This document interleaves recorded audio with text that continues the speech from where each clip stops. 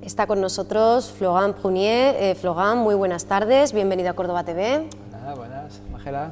Bueno, Florent, que también representa a la Asociación de Educación Ambiental El Bosque Animado de ámbito andaluz. Hablábamos antes, Florent, que algún día sería bueno conocer a más miembros, a todos los que hacéis posible esta organización. Bueno, pues encantado, vamos a grabar el cuente e invitar a todas las personas o, bueno, parte de las que hacen posible nuestro proyecto y sobre todo, pues lo que intentamos hacer siempre es un poco, pues, emocionar también el público para que se siente participe, ¿no? Eso lo transmitís, solo hace falta, pues, meterse en vuestro blog, en vuestra página web, para ver, pues, lo constante del trabajo, la investigación y lo muchísimo que disfrutáis, ¿no? Sois como una gran familia.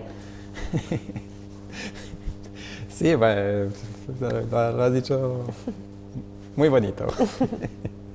Sí, no, pues simplemente para comentar lo del blog, la verdad es que intentamos pues que sea un sitio de referencia donde ponemos todas las actividades que estamos llevando a cabo y que sirve para, pues, ver lo que hemos hecho en el pasado, que haya también, pues, lugares de consulta, tomar información, que, en fin, que sea como una mini enciclopedia de la asociación y dentro de X años, pues, sea una mini enciclopedia de la naturaleza o de lo que nosotros hemos sabido hacer, ¿no? Entonces, pues, intentamos poner el máximo de contenidos y, bueno, pues si una persona tiene interés en saber lo que hacemos o un poco el espíritu en el cual lo intentamos transmitir, pues que mire la página. Creo que ahí es el mejor sitio para hacerse una idea y bucear un poco en toda esta información.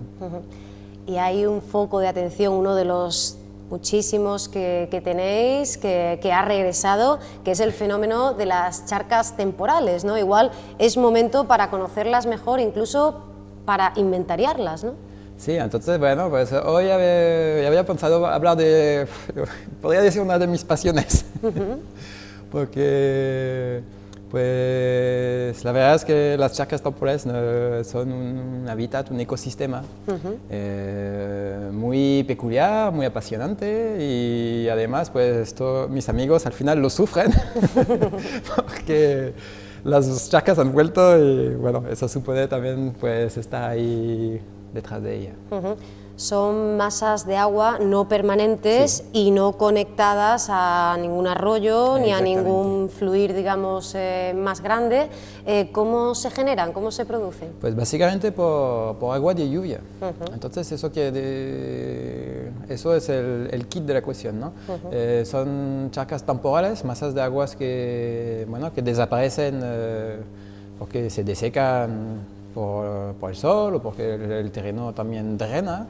Entonces, pues la mayor parte del año realmente lo que observamos, pues, es un pastizal y podéis imaginar un clima como el de Córdoba, pues un terreno que puede parecer a primera vista un poco asolado, quizás un poco que no le echamos mucha cuenta.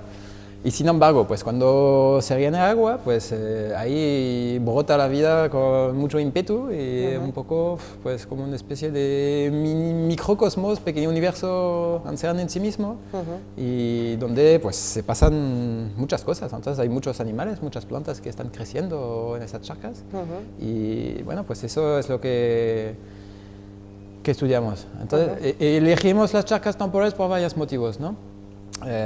Uno de ellos es que casi lo más importante realmente es que es un hábitat, un ecosistema, entonces un trozo de terreno que desde la Unión Europea, pues, está protegido y más que protegido es que está como declarado como prioritario, ¿no? Entonces hay una prioridad absoluta en conocer, inventariar, proteger y gestionar esos sitios, ¿no? Pero sin embargo están muy pocos estudiados. Bueno, pues por ejemplo en Andalucía, pues antes de empezar desde la asociación, pues hay un experto en Cádiz, hay otras personas que en Doñana también estudian las charcas temporales y, bueno, otro colectivo que estudia como los anfibios y entonces pues muchas veces patean las charcas, ¿no? Pero bueno, saliendo de esto realmente había muy poco. Y en concreto en Córdoba, pues apenas, ¿no? Entonces en Córdoba tenemos un gran experto de anfibios que son los sapos, las ranas, ¿no? Ricardo Reques. Entonces, pues Ricardo pues, ha estudiado un poco las charcas, pero claro, como parte del hábitat de los anfibios, lo que planteamos es estudiar la charca por sí mismo, ¿no? Y sobre todo un grupo de animales que eso sí no ha recibido apenas atención, ¿no? Entonces, los bichitos que estudiamos se llaman branquiópodos. Entonces, los branquiópodos pues, son crustáceos, básicamente son gambas, ¿vale? Son gambas. Los ingleses los llaman fairy shrimps, que viene a decir las gambas féricas, las hadas, porque eso, la mayor parte del tiempo no están, o sí que están, pero en huevo, que están ahí depositados al fondo de la charca. Entonces, eso explica que no pueden vivir conectados a un arroyo, porque si fuese conectado a un arroyo, pues el agua llevaría el sedimento y rápidamente pues, nuestros pobres branquiópodos acabarían en San Lucar de Barrameda, ¿no? Entonces, y después, pues como aparecen de repente, pues ahí tiene un poco esa pincelada férica, ¿no? que nos maravilla, ¿no? Claro, tenemos branquiópodos, hemos dicho, también coleópteros acuáticos, chinches acuáticos y algunas libélulas incluso. Sí. Es un poco efecto sorpresa, ¿no? No sabemos qué hábitat se va a desarrollar, ¿no? Exactamente. Hombre, de todos esos grupos, no todas las libélulas colonizan las charcas, ¿no? Son un grupo de libélulas en concreto, ¿no? Mira, lo que hay que un poco ver es que las charcas temporales, pues, hay más, cuanto más vamos en un clima árido, mediterráneo, hasta desértico, ¿no? Una charca temporal se puede rellenar cada 5, una vez cada 10 o cada 20 años, ¿no? Bueno, en Andalucía, pues, normalmente es casi cada año y cuando hay un año de sequía como el año pasado, pues se salta y entonces, pues, suele rellenarse cada 2 años, cada año, depende, ¿no? Y después se rellena más o menos, ¿no? Vale. De hecho, a nosotros nos ha recordado, ¿verdad?, este año, por la intensidad de las lluvias, a la temporada 2009-2010, ¿no? Ahí, este año sí se ha producido esa crecida del río, ¿no? Y ese rebasar los bordes. Exactamente. Entonces, simplemente para completar lo de antes, entonces, los insectos que colonizan esas charcas, pues son insectos que vuelan. Entonces, aunque sean coleópteros o chinches acuáticos que pasan su vida en el agua, pero el adulto vuela, entonces, para poder colonizar, ¿no? Entonces, son libélulas que viven en el norte de África, o bueno, en España también, pero que suele tener unas costumbres de ir de sitio a sitio, a ir a picotear donde encuentran un lugar como adecuado, ¿no? No son especies que son muy fijas en un sitio. Bien, entonces lo que comentabas de este año, pues sí, la verdad es que es que es alucinante. El clima mediterráneo, una de las cosas más bonitas que así, por decir, es que es regularmente irregular. Es que realmente es muy difícil, que de un año a otro cambia todo el escenario, ¿no? Entonces, hace 3 y 4 años, ¿no? Sí, ha habido crecidas impresionantes, precipitaciones muy importantes. El año pasado, la sequía total, ha llovido nada, casi, en todo un año hidrológico. Y ahora, desde octubre, noviembre, pues ha sido, vamos, que ha llovido, creo, algo como 400 milímetros o 500, que viene a ser más o menos la mitad o casi la mitad de lo que llueve en un año. Y eso en poquitos días de esos meses, ¿no? Entonces, cuando llueve tanto, pues esas charcas pues se rellenan. Entonces, como el suelo pues es muy seco durante mucho tiempo, pues mucha agua se filtra, ¿no? Claro. Sobre todo si pues, hay grietas en el suelo, la arcilla no está llena de agua, pero llega un momento que cuando ha llovido tanto y tanto y tanto, pues eso forma una capa impermeable y entonces a partir de ahí todo lo que cae pues ya se queda. Entonces ahora las charcas las vamos a tener por 2, 3, 4 meses y si tenemos suerte, ¿no? Entonces, algo clave, Florent, es saber cómo seguir las huellas, ¿no? De dónde se producen las charcas, ¿no? Sí, eso es todo un trabajo de detective, ¿no? Digamos. Entonces, pues hace 2 y 3 años, básicamente por el motivo del agua, porque como llovió tanto y era excepcional, pues en este momento dijimos, opa, ahí hay una oportunidad también excepcional de encontrar las charcas, de ponerle un punto en el mapa, después de muestrearla y ver lo que viven en ellos, ¿no? Entonces, pues, ¿esto cómo lo consigues? Pues hay una parte que es yendo en coche, por los caminos, por las carreteras, por las pistas, que a veces es un poco complicado, y ahí pues explorar básicamente. Otra cosa pues es también mirar mapas, en algunos mapas pues los mapas del Instituto Nacional de Geografía, ¿no? Pues se apuntan lugares pues como más pantanosos, algunos se ponen los puntos de las charcas, otros te viene un topónimo pues corrientes como las lagunillas, por ejemplo, que entonces pues ahí dices, bueno, en algún momento ahí debió de haber una charca, a ver si somos capaces de encontrarla, ¿no? Y bueno, y también otra cosa importante pues como pues es el boca a boca, es decir, la idea es, okay, las charcas realmente no es buscar un humedal muy como conocido o muy grande o que ya eso están repertoriados, ¿no? Entonces, es decir, cerca de nuestra casa, en cualquier rincón puede haber un sitio pequeñito, porque vamos, puede ser muy pequeño, varios metros cuadrados. De hecho, he encontrado bichos en sitios no mayor que esto. Y entonces, pues en cualquier sitio podemos tener una charca, ¿no? Y entonces, pues decir a todos los amigos, los colaboradores, la gente que se interese por el tema, pues a ver, cerca de tu casa, ¿tienes una charca, sí o no? Y por favor, dínoslo. Que estamos buscándolo, ¿no? Sí. Desesperadamente. La verdad es que encontramos algo como 250 en la provincia, que no está mal, ¿no? Y ahora no recuerdo la cifra, pero vamos, que creo que encontramos casi 50 o 60 con los grandes branquiópodos. Es decir, que en todas las charcas no hay estos crustáceos que nos interesan tantos, ¿no? Eso también es el objetivo, ¿no? Es decir, hay unas cuantas charcas, están todas protegidas por la directiva Hábitat de la Unión, ¿no? Entonces llega un momento que España y la Junta de Andalucía tienen la obligación de protegerlas, ¿no? Pero bueno, no se saben muy bien dónde están, entonces nosotros vamos ahí buscándolas, ¿no?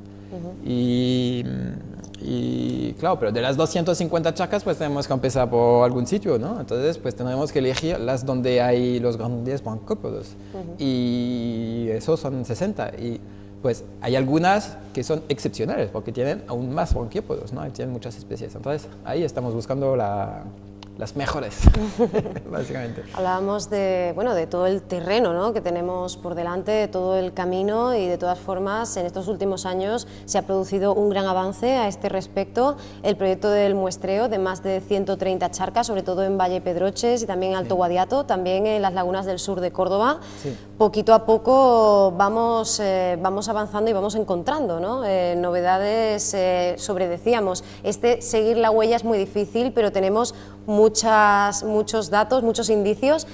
También la acumulación de limos, ¿no?, cuando se produce a la orilla del río puede ser interesante, ¿no?, de cara a esa creación. Sí, entonces dos apuntillos.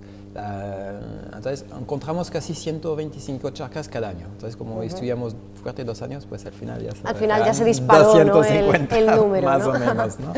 Después, realmente en los bordes de los ríos, es lo que comentaba antes, pues no les conviene mucho a los grandes branquiópodos, ¿no? Por esto que te comentaba que pues el hecho de la erosión del transporte pues hace que los huevos no están transportados, ¿no? Entonces realmente claro, eso es otra cosa.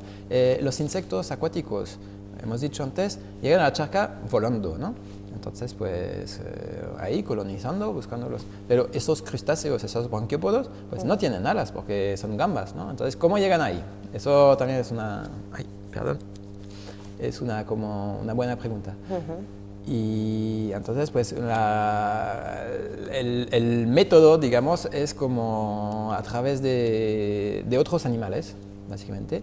Entonces, pues, un pato, una nade, pues, cuando llega una charca, pasa algunos días, cómo se alimenta, pasa tiempo, las plumas se rellenan un poco de agua superficialmente, claro. Y ahí pues perfectamente pues o en las patas también, como pues se pegan algunos huevos o en el agua pues puede haber los adultos, ¿no? Entonces eso es curioso, ya Darwin, que ha tan adelantado en muchas cosas, pues como estudió este fenómeno, ¿no? Entonces ya eso ya se sabe desde bastante años, ¿no? Pero se viene verificando últimamente. Y ahora, una cosa que me ha dejado totalmente asombrado es que los insectos que estábamos comentando, pues curioso también, una cosa que es interesante. La mayoría son depredadores, ¿no? Entonces, muy pocos son herbívoros. Entonces, se alimentan de insectos más pequeños que ellos o también de crustáceos. Entonces, pues, si un coleóptero se come a una hembra fértil de un gran branquiópodo, pues como puede que no digiere todos los huevos. Entonces, hay una chica en Algeria que hizo un experimento, ¿no? Sí. Entonces, dio de comer branquiópodos a grandes coleópteros, sí. Y vio que en los feces, en los excrementos del coleóptero, pues los huevos aún estaban fértiles y de ahí salían sí, como porque se han encontrado muchos huevos. La gamba. Entonces, imagínate que esos coleópteros son muy móviles, es lo que decíamos antes, claro. Le gusta mucho moverse, ¿no? Entonces, llegan a la charca, comen un poco, van a otra charca y entonces, pues, eso pasa en una probabilidad muy remota, ¿no? Pero todo lo que tiene, aunque sea pequeña la probabilidad, como pasan tantas veces, es que acaba por ocurrirse, ¿no? Y otra cosa que, entonces, pues eso pasa con los anades, con los coleópteros, con los elefantes. Evidentemente en España no tenemos elefantes, pero sí tenemos como jabalíes o ciervo.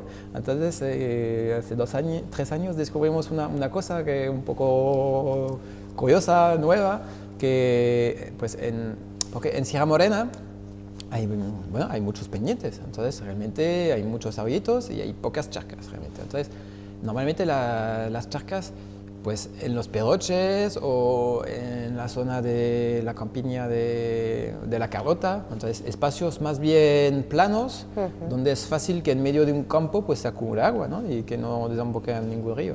En la sierra eso es más difícil, ¿no? Entonces, pues ahí los animales, como pues, ¿cómo se llama esto? Bueno, hacen agujeros en la tierra para frotarse, sí.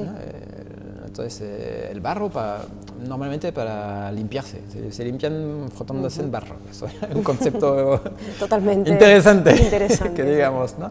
Pues ahí, pues si en estos pequeños cuencos, que además curiosamente utilizan años tras años, una zona, por ejemplo, una zona grande así, con muchos pequeños barrizales, pues eso lo pueden utilizar durante 20, 30, 40 años. Te puedes imaginar que eso dura, no hay estudios realmente, pero podría, bueno, décadas.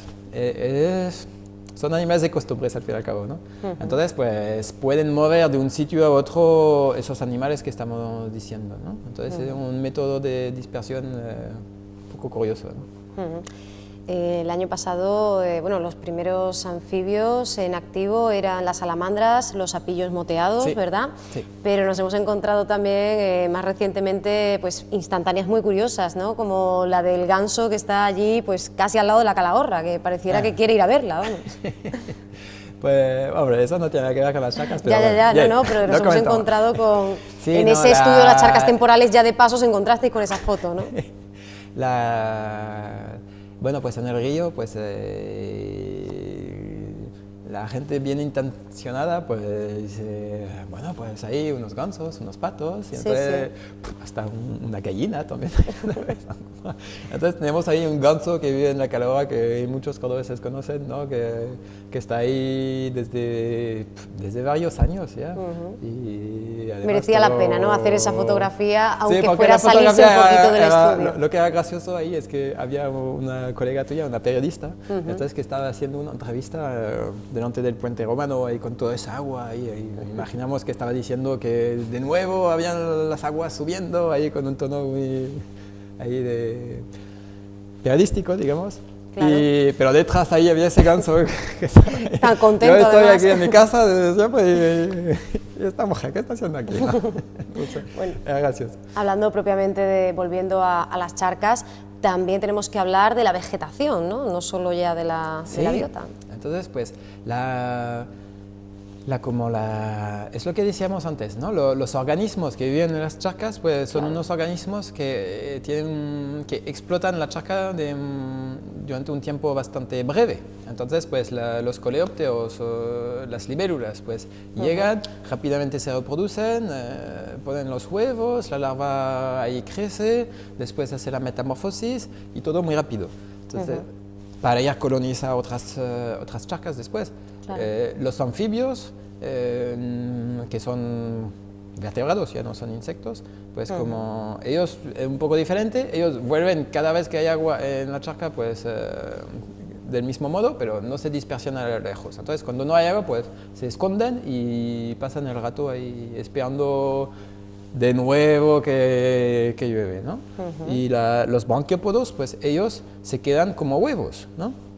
Bueno, pues hay plantas que también se quedan como huevos, que esos son semillas. Entonces son todas las plantas anuales, pues como llegado el periodo malo, pues solo subsisten en el medio como semilla. Entonces eso es un grupo de plantas que imagínate tú, que puede quedarse un año tranquilamente aquí, y varios. Y después hay otra planta que descubrimos en la charca de Rabanales, que está enfrente de la universidad. Sí. Bueno, y un par de charcas más, ¿no? Que es como un helecho acuático. Entonces sabemos que los helechos normalmente les gustan mucho el ambiente húmedo, ¿no? La marsilea, ¿no? Exactamente. Entonces eso es un helecho raro porque se parece a un trébol. Entonces como un trébol de 4 hojas. Pero si la miramos por debajo, pues ahí vemos que tiene como pues todas unas pequeñas estructuras que nos indican que es un helecho, básicamente, ¿no? Sí. Y entonces pues ese helecho pues está como esperando que la charca se llene para volver a florecer, ¿no? Entonces, muchos de esos habitantes de la flora que está asociada con las charcas temporales, pues realmente son amenazados, ¿no? Porque es un hábitat que, claro, que no tiene ningún valor económico, que es pequeñito, que es muy fácil arar o que es muy fácil arrasarlo sin casi percatarnos, rellenar de escombros o que pensamos que sobra y que directamente pues urbanizamos. Entonces, pues son ambientes que no están muy valorados y pues a nivel europeo pues en el último siglo pues se han perdido muchísimos, ¿no? Pues eso, entonces son bastante amenazados y de ahí la importancia de ir a buscar las mejores representantes de las charcas mediterráneas que tenemos aquí. De admirar esos ejemplares y ponerlos en valor. Exactamente. Aquí habría que hablar también del sauzgatillo, ¿no? Sí, entonces, pero bueno, eso ya... Sí, lo que pasa es que ya enlazamos, ¿no? Exactamente. Con este asunto. Entonces ya quitamos el mundo de las charcas. Ya tenemos que dar el salto a esta especie. En un próximo programa intentaremos traer fotos de los branquiópodos para que la gente vea un poco lo que parecen. Simplemente para concluir, antes de empezar con la especie vegetal, ¿no? Los branquiópodos pues, se parecen gambas, pero si uno va a una charquita, un masa de agua y ve una gamba que nada al revés, ahí hay una buena posibilidad que sea como un branquiópodo, ¿no? Muy bien. Bueno, Ahora, pues la hemos especie enlazado vegetal. ya, hemos terminado con la flora dentro de las charcas y enlazamos con flora fuera de las charcas. Así que, Exactamente. Entonces, pues, como tenemos una sección de la especie del programa, y como la última vez, pues siempre eran animales, y que las charcas también, sobre todo, hemos hablado de animales, pues he pensado, claro, bueno, pues también hemos hablado de... ahí Siempre tenemos tenemos que un... cambiar un poco de reino, no vamos siempre a hablar de animales, ¿no? Tenemos siempre un repertorio muy completito. de todas Exactamente. formas. Entonces, había pensado como hablar de una planta que crece a lo largo del río, Sí. porque además, bueno, es importante hablar del río, ¿no? Y sobre todo es que la idea me vino este fin de semana pasado porque hemos hecho una actividad en el río de anillamiento con un amigo anillador. Y entonces ahí, como me he percatado entonces en los otros de la orografía, que una cosa que no había visto, porque toda la zona un poco de la orilla derecha, con todas las obras que se han hecho los últimos años, pues desde hace poco pues ya podemos volver a patearla, ¿no?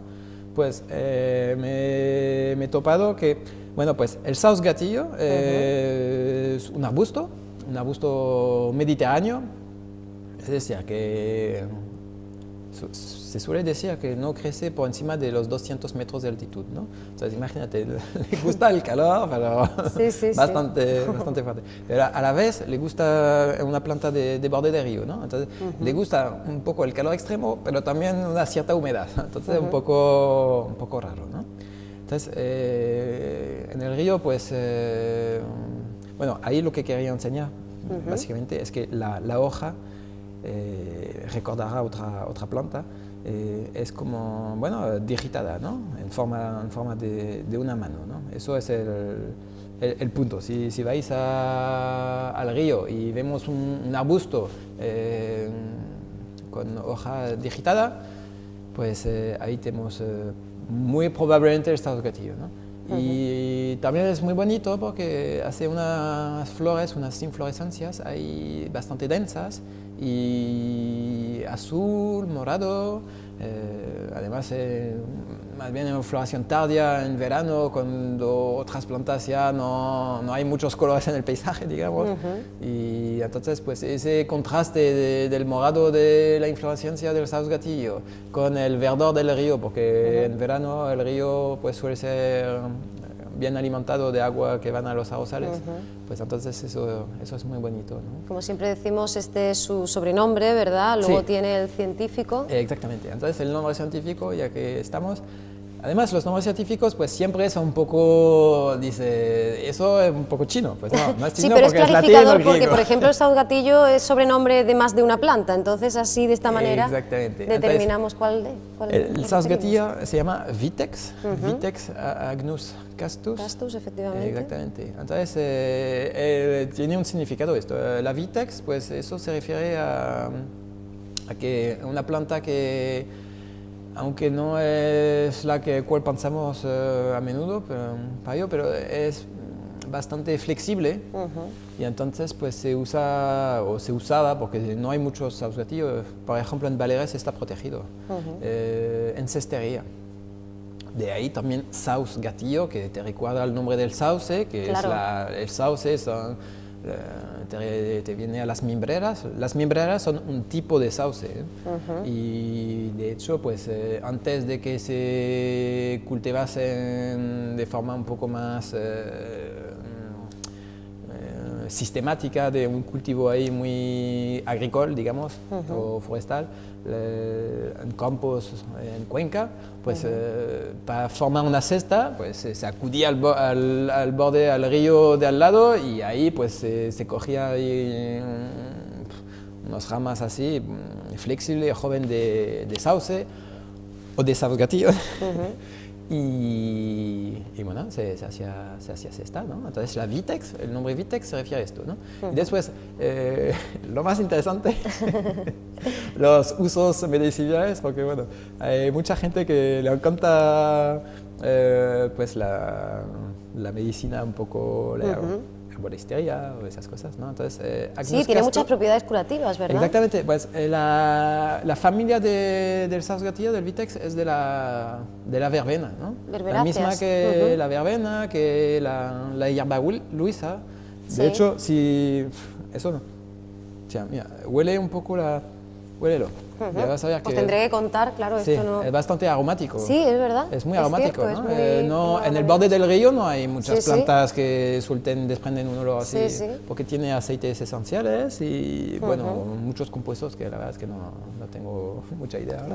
Pero lo cierto es que tiene muchísimos, Sí. puede reportar muchos beneficios, está en muchos preparados, ¿no? Exactamente. Boliterías, farmacias. Exactamente. Ahora, bueno, esas cosas yo no las conozco, pero la anécdota que es más curiosa Sí. es que Agnus Castus, Agnus es en griego y Castus es en latín, entonces eso se refiere a la castidad, ¿no? Entonces, el fruto, a ver, el fruto maduro, no hay que equivocarse, el fruto maduro pues se solía utilizar, no sé, imagino en infusión, ¿no? Como pues para bajar ¿cómo vamos a decir eso? Pues los calores, los excesos, las apetencias sexuales, ¿no? Ajá, Entonces, o sea, que es como una especie de bromuro natural, ¿no? Exactamente. Ahora, entonces, es sobre todo conocido por esto. Ahora, lo que es muy divertido, es donde hay que tener cuidado, Sí. es que, por lo visto, según las fuentes que he consultado, pues si la fruta se toma madura, pues tiene el efecto totalmente contrario. Es afrodisíaco Entonces, entonces, ¿no? Vale, es curioso esto. Es curioso que la misma planta puede tener los efectos totalmente opuestos, ¿no? Y de hecho, el otro compañero me explicaba hace poco que el fruto, entonces, también pues, es una bolita redonda que se parece a la pimienta Sí. y también puede servir de condimento, ¿no? Ajá. Entonces, para aromatizar un poco al estilo de la pimienta, ¿no? Entonces, ahí tenemos... Hombre, no tenemos muchos sausgatillo en el río. Hay algunos Eso te cuantos. iba a preguntar, Está ¿en ya qué zona? Si creciendo. está más o menos controlado. Bueno, pues tienes que andar un poco en las orillas del río, quizás más en las zonas un poco donde hay un poco de medio abierto, digamos. Entonces, entre la zona donde hay grandes sauces muy densos y un poco la zona donde hay los caminos, donde hay un poco más de hierbas, donde básicamente ha dejado espacio para crecer. Ahora, también, como en el río ha habido operaciones de reforestaciones, Sí. la verdad es que no sé si ha sido una colonización natural o Claro. si en O ha sido parte algo han sido plantados, reforestados, ¿no? Pero, digamos, si estamos en la cala ahora y vamos dirección del puente de Miraflores, ahí, y andamos por la orilla por abajo, pues ahí hay ejemplos de sausgetti. Entonces, toda esa historia me vino a la cabeza porque cuando estábamos haciendo esta actividad este fin de semana en los Sotos de la Grafia, pues me encontré con un árbol, ahí estaba, y dije, pero ¿eso qué pasa? Que es que yo no lo reconozco. Algo extraño está pasando, ¿no? Porque, bueno, en una zona donde hay muchos sauces, álamos, olmos también, que es bastante raro, también tiene una historia muy interesante. Y pues nada, que ahí hay un sausgatillo que tiene un tronco, bueno, realmente dos troncos, ¿no? Pero más o menos así. Y entonces, pues, y lleva, no sé, no he calculado la altura, pero llevaba más de 8 metros, 8 o 10 metros seguro, ¿no? Entonces, un arbusto pues es una mata que tiene muchas ramas, digamos, ¿eh? Mientras un árbol tiene un fuste, un tronco, y arriba del tronco pues es donde se ramifica, ¿no? Pero los arbustos, muchos arbustos, cuando son muy viejos, pues suelen tender a tener un porte arborescentes. Pero eso es bastante raro.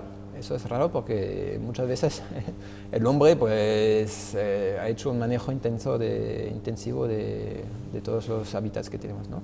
Entonces, pues cuando encuentras como un árbol, un arbolillo, como ese sausgatillo, pues eso es una cosa muy, muy remarcable. Y además es que estaba mirando, hay un catálogo de los árboles singulares de la provincia de Córdoba y también de todas las provincias de Andalucía. Y bueno, en Córdoba no está repertoriado una cosa así. Entonces lo que quiero decir es que quizás hay muchos más. Eso pendiente. Sí, claro, que no lo O sabemos. quizás hay muchos más que yo no lo sé. Entonces por mi desconocimiento pienso que es una cosa rara. O es que realmente es muy escaso. Bueno, pues tendremos que investigarlo, ¿no? Sí. Tendremos que hacer Otro ese compañero trabajo. me ha dicho que en Huelva suele ser más o menos normal, pero yo creo que en Córdoba es bastante escaso, ¿no? Entonces ahí en los hoteles de Geografía, pues ya, ya ves que es un sitio que está conocido, que Claro. paseamos mucha gente, que es en medio de la ciudad, que es un monumento natural, que es relativamente pequeñito. Y pues casi que cada vez que vas al río puedes intentar sacar una cosa, una pequeña información, una pizca de... Y bueno, pues entonces eso también es muy interesante porque antes estabas diciendo, bueno, pues no sabemos si si están plantados los gatillos o si están de forma natural. Pues por lo menos hay una zona del río que hay esos gatillos desde mucho tiempo. Eso ya está, entonces está de forma natural también aquí. Pues hacemos esa invitación a quien quiera descubrirlo, seguir indagando en esta, decíamos, especie nativa del Mediterráneo que crece en los otros frescos, a las orillas del río. Y tenemos que irnos ya, Florent, pero lo hacemos con un ecoconsejo, Eso, ¿verdad? no puede faltar el el otro día ecoconsejo, hablábamos ¿no? de ese compost, ¿verdad? Sí. De ese compostaje casero, y hoy vamos a hablar de algo que, bueno, que se supone que ya sabemos bien, Sí. porque es un artilugio que se remonta a finales del 18, cuando el científico italiano Volta pues, lo creaba, pero aún no sabemos, ¿no?, cómo tratar, cómo deshacernos de una forma no perjudicial para el medio ambiente de las pilas. Exactamente. Entonces, bueno, el ecoconsejo va a ser muy breve porque yo puedo hablar relativamente bastante tiempo de estos gatillos, pero de pilas ya me toca un poco lejos, ¿no?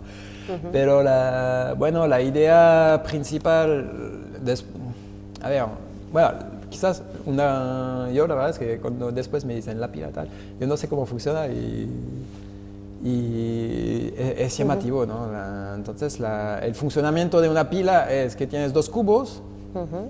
En cada cubo hay una solución, hay un metal, Sí. y hay uno que pierde electrones por tendencia natural, hay otro que tiene una tendencia de capturarlos, y entre esos dos cubitos, muy pequeñitos, una pila lógicamente, pues ahí hay como una especie de puente, y entonces hay como una especie de aspiración, ¿no?, del sitio que larga, y entonces esto crea la corriente y es lo que podemos como aprovechar, ¿no?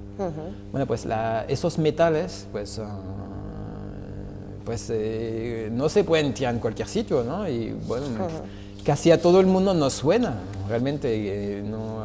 Ahí ha sido un grave problema y entonces ha habido mucha difusión pero bueno, siempre es bueno Claro. retomar los buenos hábitos desde la base, ¿no? Desde lo más importante. Y aún así se están creando conceptos nuevos, ¿no?, como las pilas verdes, las ecológicas o biopilas, ¿verdad? Sí. Intentando facilitar un poquito, ¿no?, en la medida de lo posible. Sí, bueno, sinceramente lo desconozco, ¿no? Pero digamos las pilas, teóricamente las más perjudiciales que han de mercurio en Europa no se pueden fabricar, ¿no? Pero bueno, todas las pilas al fin y al cabo tienen metales, muchos metales pesados, y bueno, pues si las tiramos en cualquier sitio, al final, pues cualquier sitio, es decir, que al final acaban en el suelo. Claro. Y entonces pues ese suelo, pues que... El problema es que la carcasa se deshace, ¿verdad? Claro, todo en la naturaleza, claro, todo se degrada de una forma y sale muy lenta. El contenido, bien mercurio, el cadmio. Exactamente. Entonces eso es una base de contaminación bastante importante, y además es que hay, por ejemplo, el caso del mercurio, aunque esté prohibido en teoría en la mayoría de las pilas, aunque en algunas lo contiene, es que esto es un metal que se evapora, es decir, que no se queda en forma sólida, digamos. Entonces claro, eso tiene una posibilidad de expansión en todo el medio bastante brutal, y después si eso... Entonces, todo ese compost que estábamos intentando producir, pues eso se contamina, ¿no? Y después llega al agua y vamos, que ha sido graves problemas. Bueno, en Japón hay un ejemplo muy famoso, ¿no?, de una población de gente que consumía los grandes pescados que acumulan muchos metales pesados, los grandes peces del océano normalmente suelen ser depredadores, como nuestros insectos antes. Entonces, eso quiere decir que tienen una vida larga, que consumen muchos otros pequeños peces y poco a poco pues van acumulando, y entonces nosotros si comemos 1 kilo de, yo qué sé, de pez espada, pues en esta carne se acumula muchísimo más que si consumimos 1 kilo de sardinas, ¿no? Es que solo una pila botón puede contaminar como 600.000 litros de agua, que eso es lo que bebe una familia de 4 miembros en toda su vida, eso es una exageración gordísima. Claro. Es alucinante, ¿no? Entonces, bueno, y había otro dato que decía más o menos que para un poco, y cifras un poco, no exactas, pero para darnos una idea, ¿no?